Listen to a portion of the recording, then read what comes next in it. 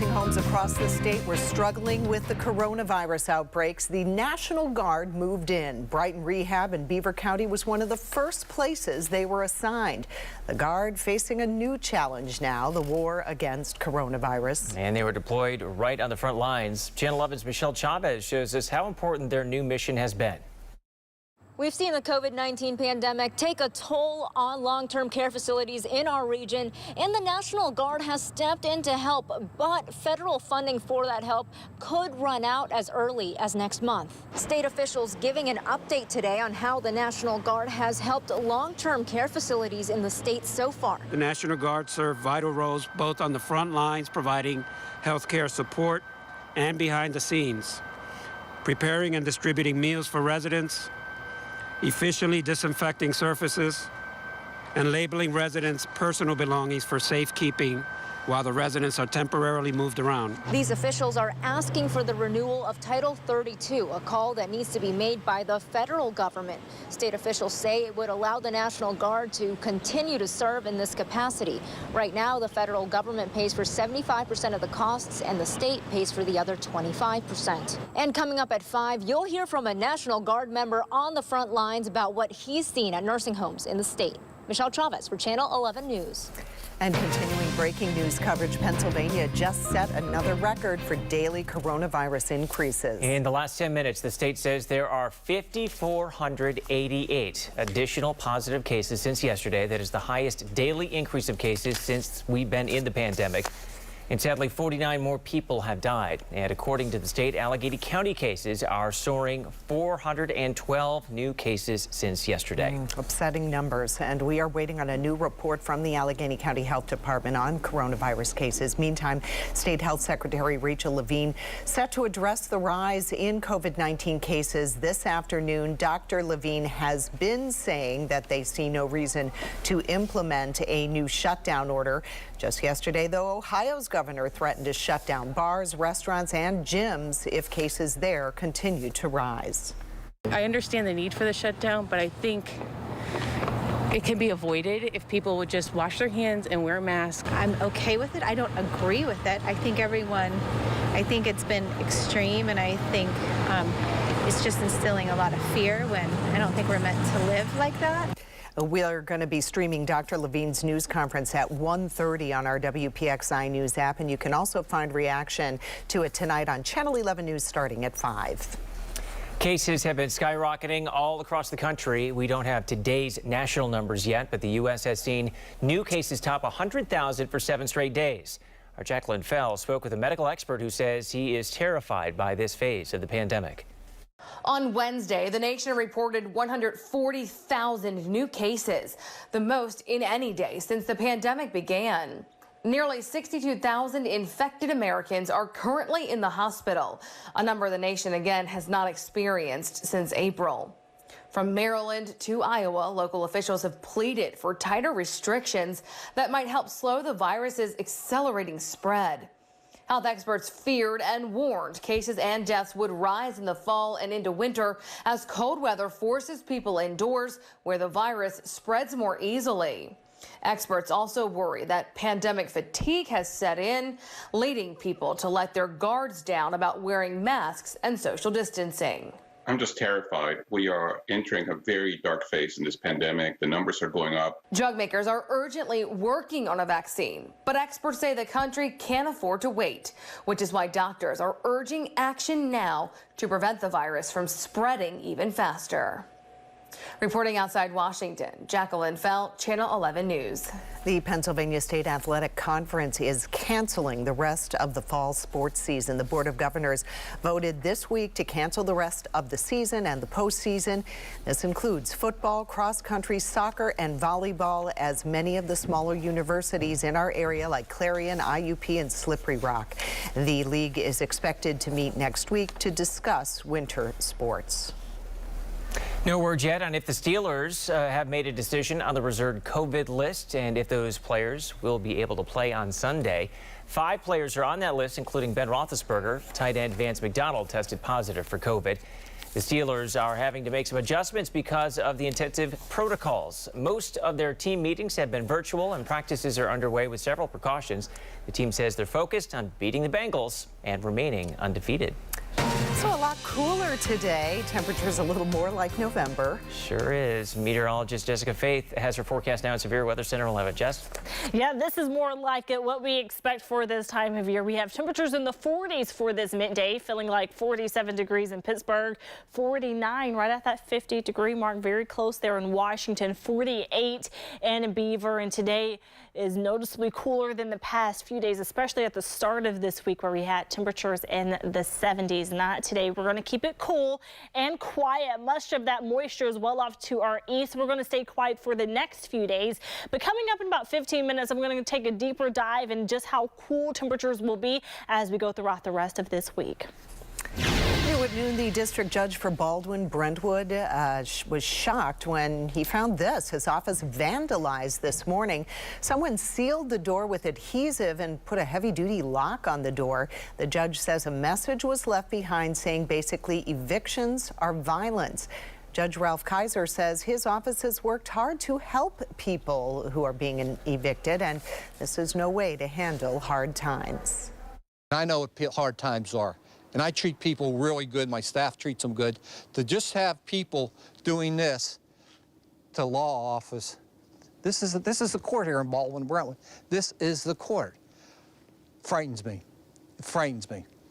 I don't know what to tell people. Judge Kaiser says he fears for the safety of his family, and he says he heard as many as 4 other magistrates' offices in the area were hit with similar vandalism. A Pittsburgh man accused of killing his neighbor was taken into custody after a SWAT situation on the north side. LaRon Smith is charged with killing Ernest Mills Jr. in Brighton Heights on Monday. Smith and Mills lived on separate floors of the same multifamily home. No word on what led to the shooting. The assistant chief of the Arnold Volunteer Fire Department and his 16-year-old son are accused of kidnapping a pregnant woman. Police say Brian and Nick Guzza broke into an apartment in September and dragged the woman outside. The woman says she was held at their home in New Kensington for 2 months. She finally escaped when police were called for a disturbance. We're told Brian Guzza is suspended pending the outcome of the case. His son Nick is charged as an adult. Both men are out of jail on unsecured bond. President-elect Joe Biden has more than 53,000 vote lead over President Donald Trump in Pennsylvania, and officials are still counting the ballots. A lot of the remaining work is focused on the provisional ballots. Those are ballots people can cast at a polling place if they didn't get a mail-in ballot but were expecting one. Statewide, there are about 94,000 of those ballots. There are also about 10,000 mail-in ballots that were separated because they arrived between Election Day and last Friday. While the counting continues, President-elect Joe Biden continues to put together his transition team. He says the massive job is on track, even though they're not getting access to some federal money and information usually available to incoming presidents. We've learned Pittsburgh is represented on Biden's transition team. The Trib is reporting that Giavette Washington will help lead the transition at the Commerce Department. Washington is the senior vice chancellor at Pitt, and CMU's distinguished service professor Christopher Goranson will lead the transition at the Interior Department. Intelligence and military experts are sounding the alarm, concerned President Trump cleaning house at the Pentagon and his administration's refusal to cooperate with the Biden administration threaten national security. NBC's Tracy Potts shows us what's at stake. Mark me down as alarmed. Military and intelligence experts say they're concerned about President Trump replacing Defense Secretary Mark Esper and other Pentagon officials with loyalists. This is just a tantrum of a president trying to accommodate himself to the outcome of the elections.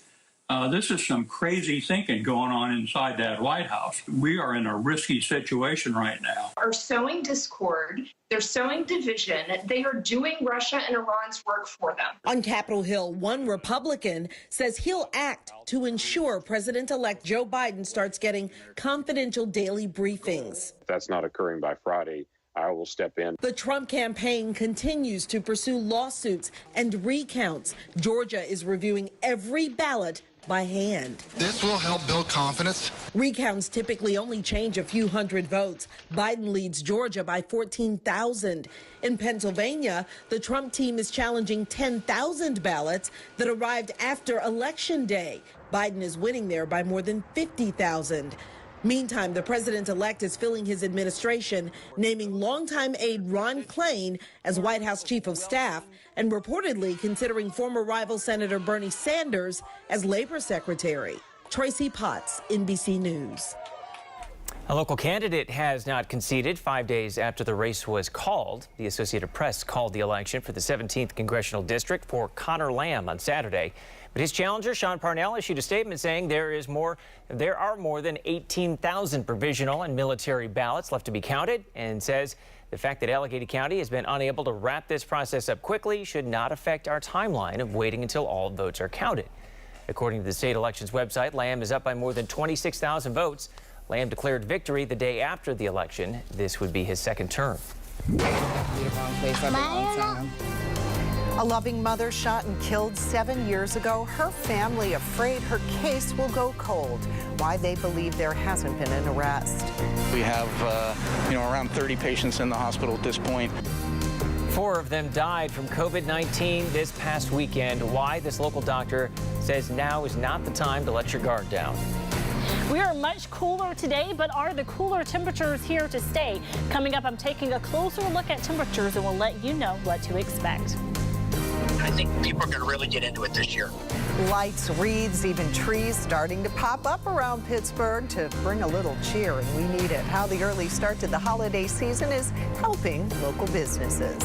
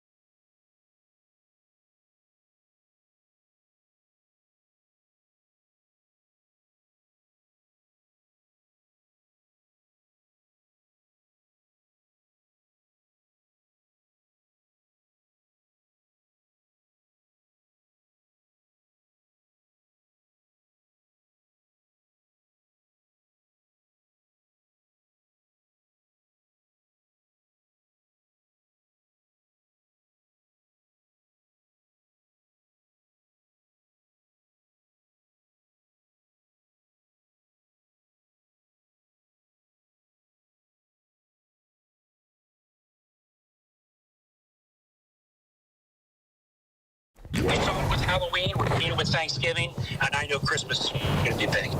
Well, you may have noticed a lot of your friends and family putting up their Christmas trees and holiday decorations pretty early this year. The weather was pretty nice for that. Holiday prep's already underway in Pittsburgh. We saw crews setting up the holiday market in Market Square. So our Amy Hudak talked to the owner of a local hardware shop about the reason for the early season. All 100 feet of the Highmark Christmas tree sparkles, transforming Stanwix and Forbes. A wreath is adorned atop Fifth Avenue Place. In nearby Market Square, white lights twinkle. But aside from some holiday decorations, in the beginning stages of a setup for a socially distanced holiday market, the city is barren. Empty streets, few people out and about. It's a sign of the times. The pandemic is still out there. It's still a major factor for a lot of different people. For the first time in 60 years, crowds of families with smiling faces won't watch as the switch is flipped, lighting up magnificent trees downtown. And some families will be apart for Thanksgiving, maybe even Hanukkah and Christmas. Such a great holiday, and it kills me. COVID it's a monster. It's hurting a lot of people, and it's keeping families apart instead of bringing them together. But many families, mine included, are finding some joy in decorating early, bringing the holidays home and cherishing what we do have. Rolliers Hardware in Mount Lebanon says it's a trend they're seeing too. Oh, yes. We've seen quite a few customers come in buying trees and buying individual ornaments. I think the feeling is people want something fun and new and decorate their homes. Could be a big item this year, I think. Owner Doug Satterfield says he sees the smiles on the faces of customers, even under their masks. We see a lot of children enjoying it. You know, they come in, they see our villages here, they're lit up, little houses. And from the holiday sales they've seen with Halloween, even Thanksgiving, he expects Christmas to be big. Because we're ready now. Everything has come in, everything is on display, everything is joyful here. Amy Hudak, Channel 11 News. When you go to buy gifts, remember your local stores. So many small businesses have struggled greatly financially this year. The holiday is a perfect time to shop small and support local. It's usually the busiest travel weekend of the year, but not surprising. AAA expects Thanksgiving Day travel to be on the lighter side. Last year, some 55 million people headed out of town for Turkey Day. AAA is expecting to see more than a 10% drop this year. That would be the biggest drop in travel for Thanksgiving since the recession in 2008. A new study suggests just a handful of places may play a large role in the spread of COVID-19. Researchers used cell phone data to track the movement of 98 million people, and they found restaurants, fitness centers, and cafes accounted for the majority of infections. They also found limiting occupancy to 20% reduced new infections by 80%. With the COVID vaccine making some progress, the concert industry is preparing for a potential return of live events in the coming months. Ticketmaster says in order for fans to attend concerts in the future, they may have to provide proof of a negative COVID test. Fans would be required to either verify through the company's app that they've been vaccinated or prove they tested negative for the virus within 72 hours before the event. Some music fans say that idea may sound good in theory, but there are other issues to think about.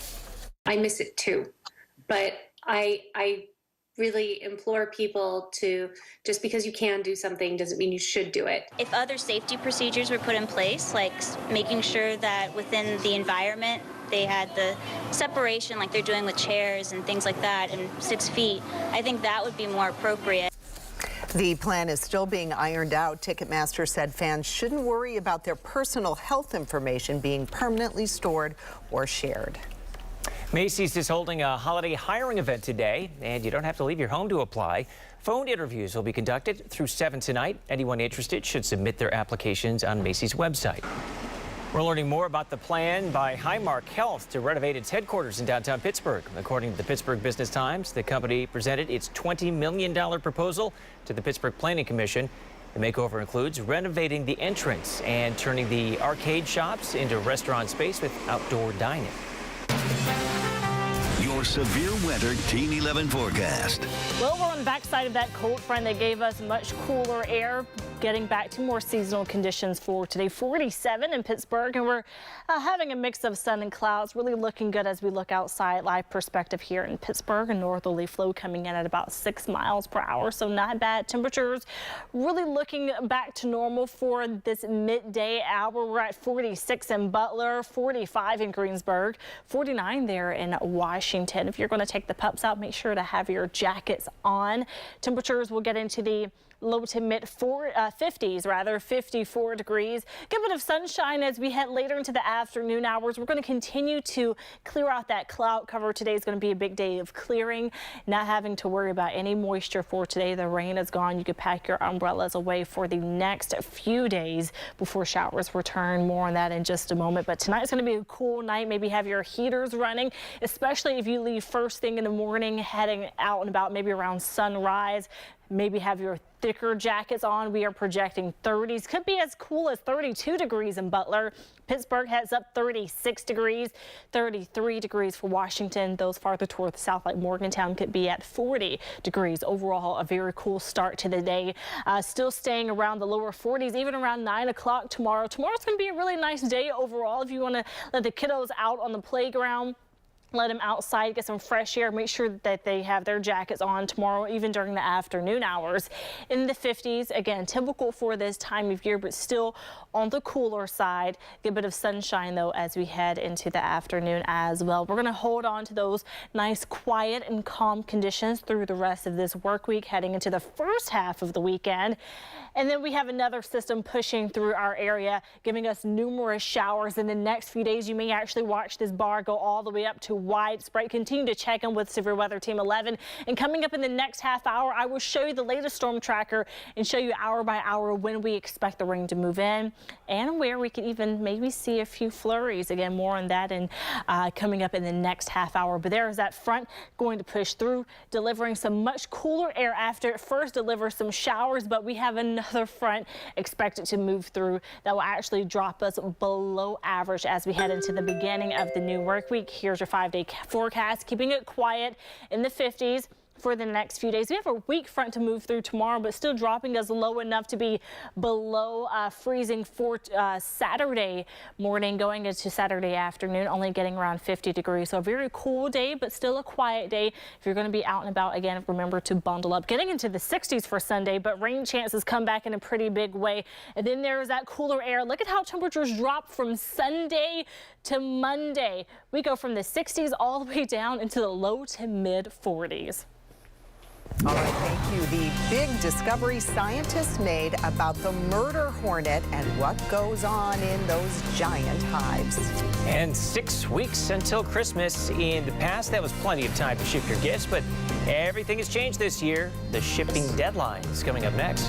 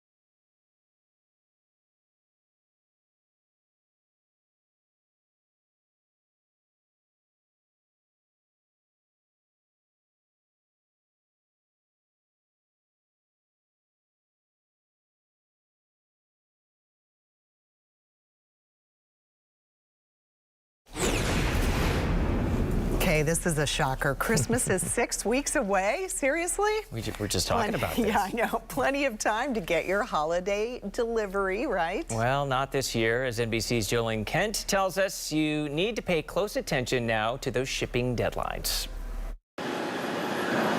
Holiday shipping deadlines are officially set as retailers and shipping companies navigate the challenges brought on by the pandemic. December 15th is the last day for UPS Ground and FedEx Ground. December 18th for first class mail with the post office. But in the fine print, they all warn there's no guarantee your shipments will be on time. That's because of a huge increase in demand for shipping and never before seen slowdowns in the supply chain, like for women's retailer Jornell. There is a Shipageddon. It's already here. I have products that are stuck in shipments coming from Europe, coming from Asia. So that means, say you see free 2-day shipping. It all depends on how quickly the retailer can fulfill your order and how fast the shipping companies can get it to you as they face unprecedented demand.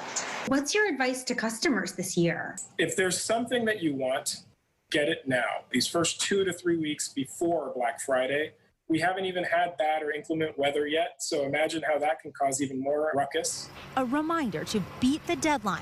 Give yourself more time for every order so you can deliver this holiday season. Jolene Kent, NBC News, Van Nuys, California. Texas Lieutenant Governor offered $1 million reward for tips on voter fraud. How Pennsylvania's Lieutenant Governor John Fetterman took him up on that offer and what he wanted instead of money. We're all tired of it. We really are. COVID fatigue may be setting in again, but why a local doctor says wearing a mask is important now more than ever. We're clearing out as we go throughout the day. More sunshine is in store, but our next shot for showers could just be right around the corner. More details coming up.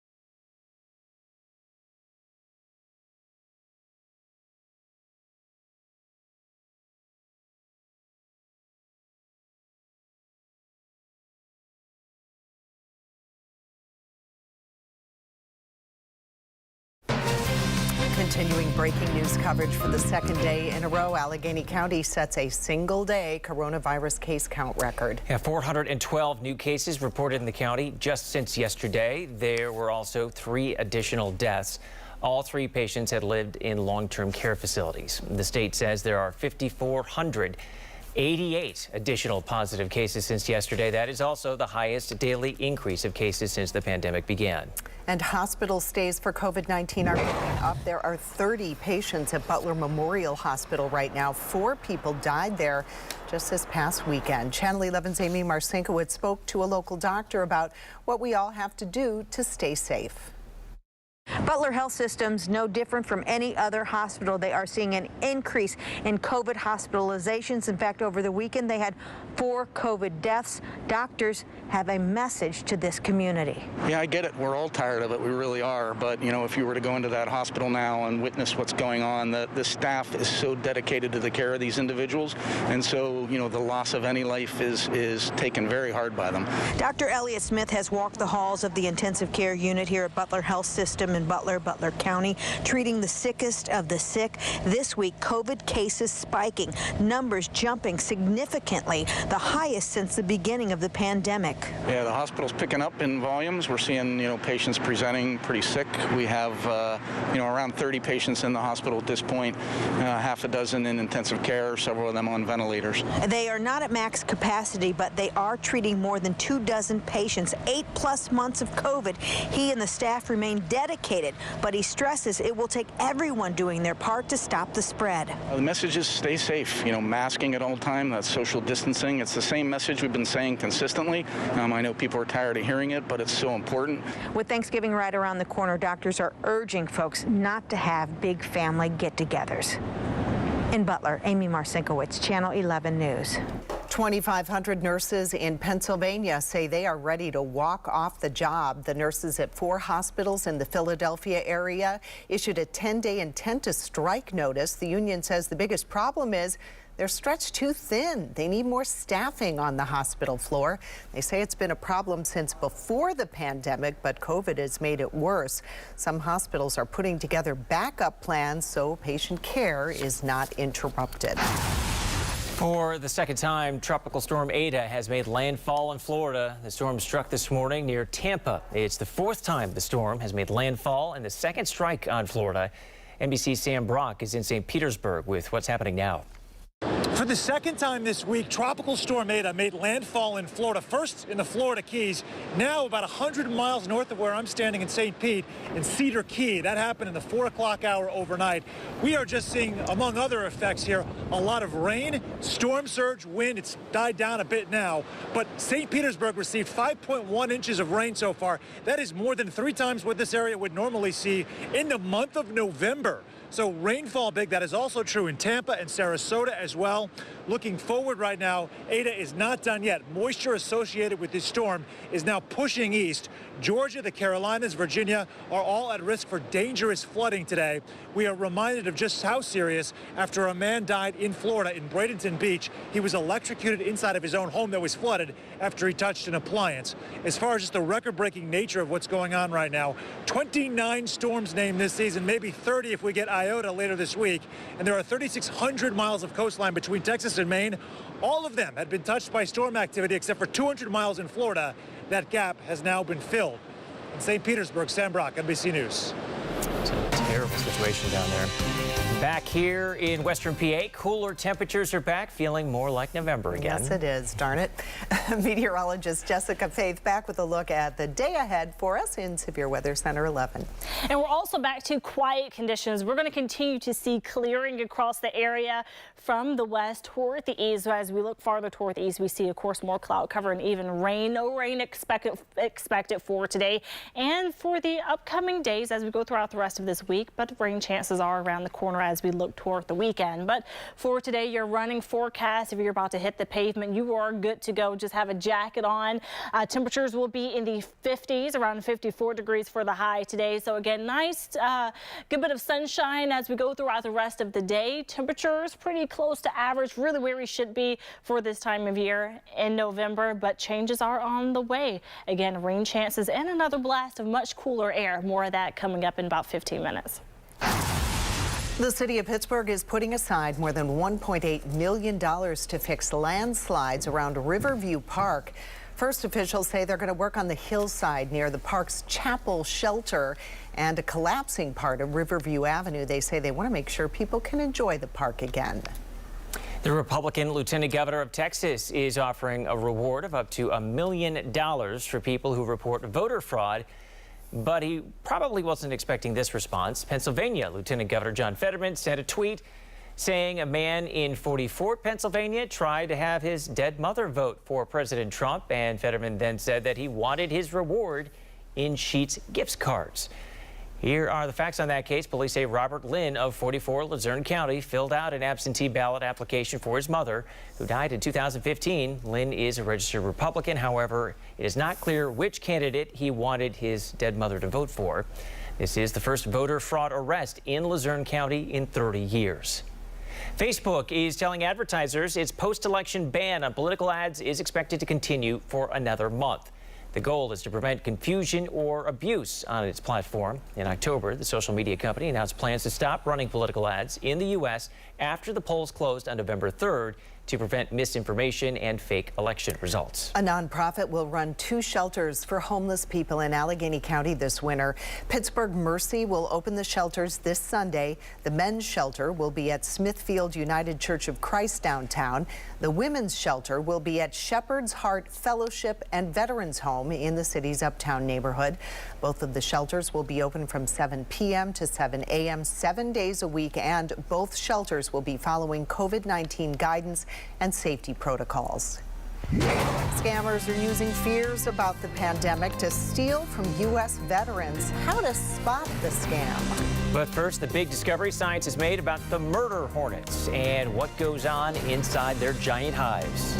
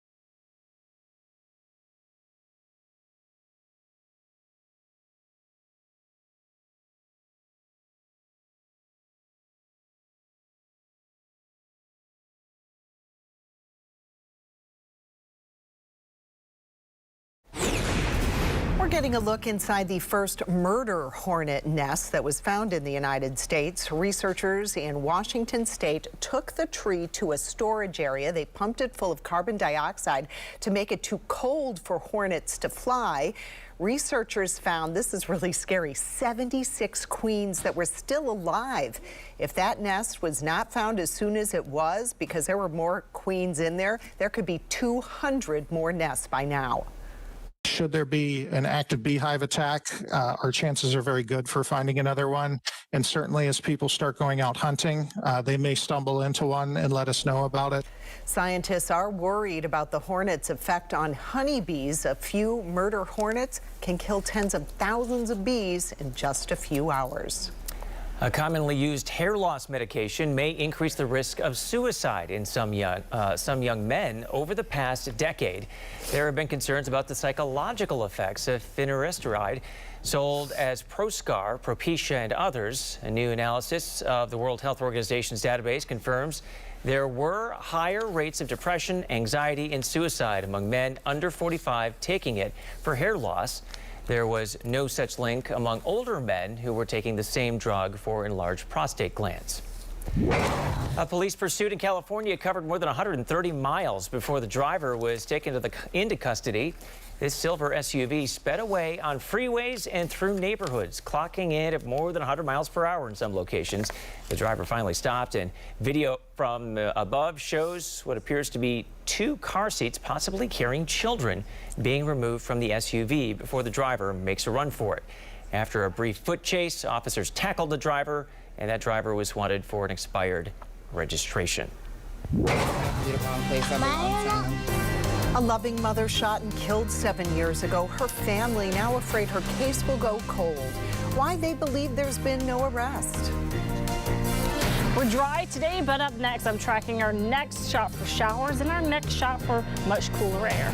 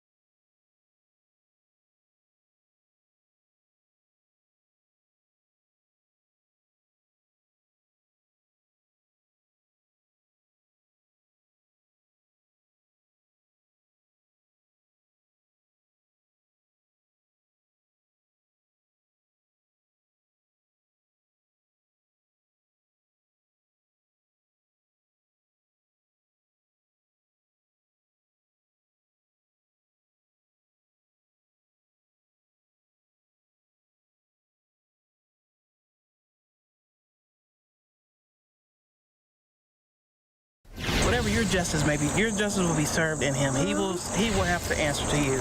And just continue to lift up our family as we go through. Prayers for justice 7 years later, a family mourning the loss of a loved one and calling for police to make an arrest. After repeated delays, the family turned to Target 11 investigator Rick Earl in hopes of getting some answers. It's been 7 years since 2 people were shot and killed while driving through McKeesport. And tonight, the family of one of the victims says they won't rest until there's an arrest. We just want to lift up the shooter to you that whatever your justice may be, your justice will be served in him. He will have to answer to you. They gathered in prayer on a hillside in McKeesport, a handful of family members, like they've done every year for the past 7, to honor the memory of Jana Randolph. 1, 2, 3. Justice for Jan! They released 7 purple balloons, her favorite color, each balloon marking another painful year without an arrest. We want justice. You know, our mom, she was a loving person. She gave the clothes off her back to anybody, and, you know, she lost her life, unfortunately, that night, and it was devastating for us. On the night of August 22nd, 2013, Randolph, a mother and grandmother, was giving a friend a ride when police say a car began following them on Riverview Street. Someone inside that car opened fire, killing Randolph and her passenger, Carlos Hudson.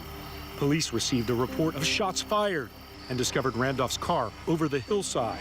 Her father had to identify her for police. You see one of your children laying down there and no cause of their own. And that's part of my body and life and everything. And today, 7 years later, no one has ever been charged with the crime. It's very frustrating because 7 years later, I don't want to say that the case may go cold, but how much more evidence are you going to get? Family members say she didn't have any enemies and worked at a local nursing home. They suspect she was in the wrong place at the wrong time. We never would have thought that this would have happened. Not to her. She wasn't, you know, in a street gang or anything. She didn't hurt anybody. She didn't harm anybody. You know, she was a very loving person, and she helped everybody. Family members suspect police know who's responsible, but just don't have enough evidence to make an arrest. If you try somebody without the correct evidence and they're found not guilty, then you can't try them again due to double jeopardy. So we just hope that they keep looking for the correct evidence and find whoever's involved and resolve this issue, resolve the case so we can move on with our lives. We reached out to Allegheny County Police and they emailed us this statement, quote, "The case is currently open, and as additional information comes forward, it is actively investigated." And just continue to lift up our family as we go through our trials and tribulations, as we continue to lift up and pray for my sister Jan. So family members say they will continue to return here every August to this spot where Jana Randolph was killed to honor her memory as they wait for justice. It's very frustrating to know that these people are still walking around here and not paying for what they did. We also reached out to the Allegheny County District Attorney's Office, and they said they had nothing more to add to what police already told us, that the case remains open. Rick Earl, Channel 11 News. The Federal Trade Commission is warning about fake COVID-19 clinical trials targeting U.S. veterans. The FTC says scammers created fake websites that may promise payment or doctor's visits, but first they may try to get your bank account or social security number. You should never pay to be included in a trial, and you should always research a company before agreeing to anything in writing.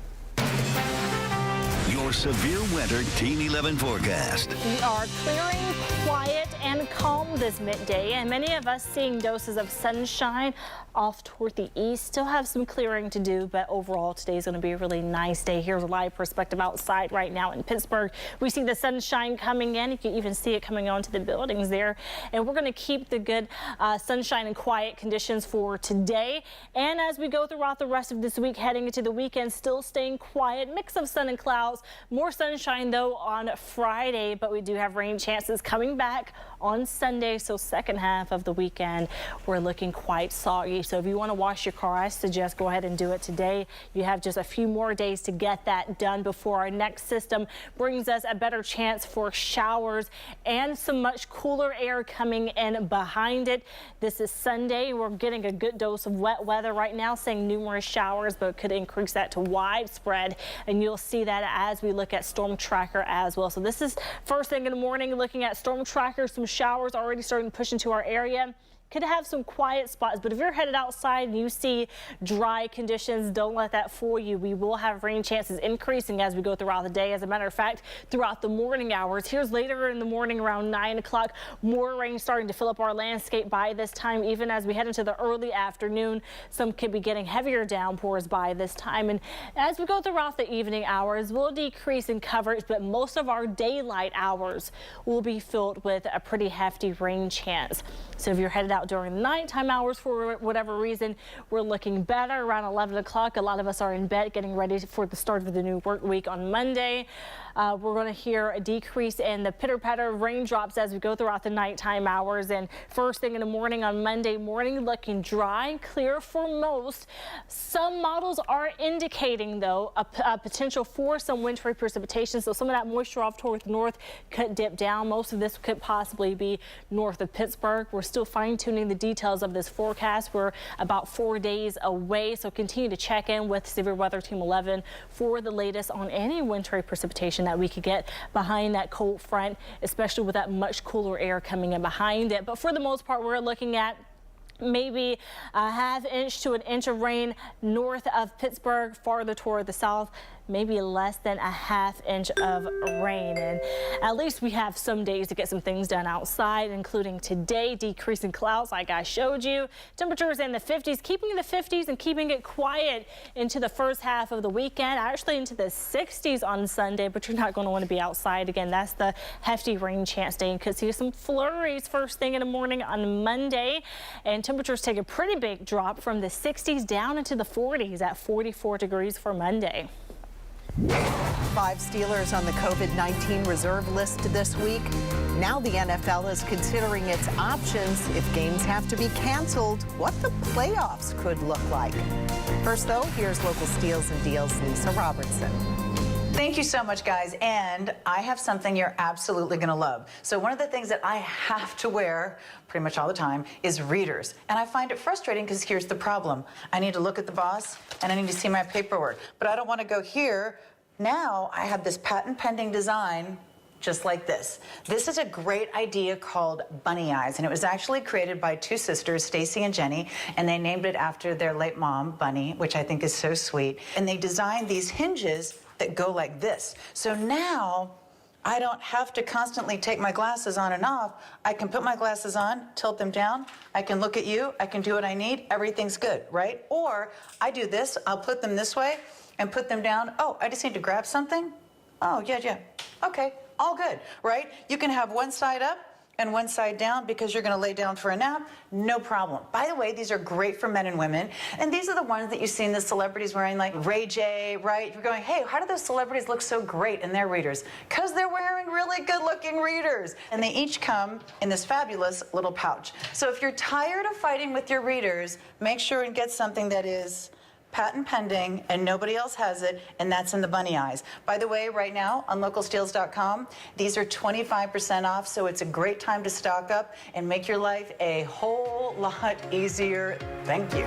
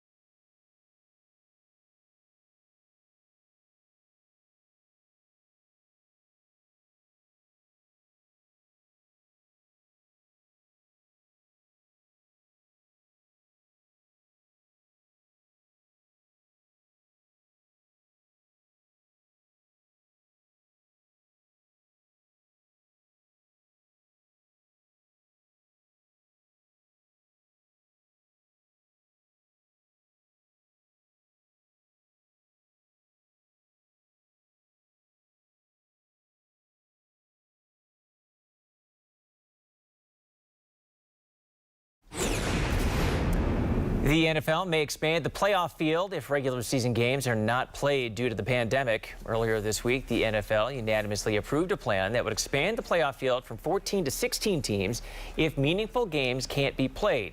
This contingency plan would only happen if the league was unable to complete games in a possible Week 18. If the season is not interrupted, the NFL will play 17 weeks of football. Back in March, the league expanded the playoffs from 12 to 14 teams. Your UPS driver will look a little more casual. The shipping company is relaxing its strict rules on personal appearance. It's going to let male drivers grow beards and wear their hair below their collar. Workers can also have facial piercings as long as they are what they consider to be business-like. Tattoos must still be covered up. The new rules are part of a drive at the company to, quote, celebrate diversity rather than corporate restrictions. Sully, the former service dog to late President H.W. Bush, now has two statues. The yellow lab captured hearts a couple of years ago after a photo of him resting near President Bush's casket went viral. His first statue is at Walter Reed National Military Medical Center. The second statue was just unveiled in Smithtown, New York. That's where Vet Dogs is located, the service group that trained him. Sully now works at Walter Reed. His duties include reducing stress and making people happy. He's adorable. That's all for Channel 11 News at noon. Our next newscast is tonight at 5. Thanks for watching and have a great day.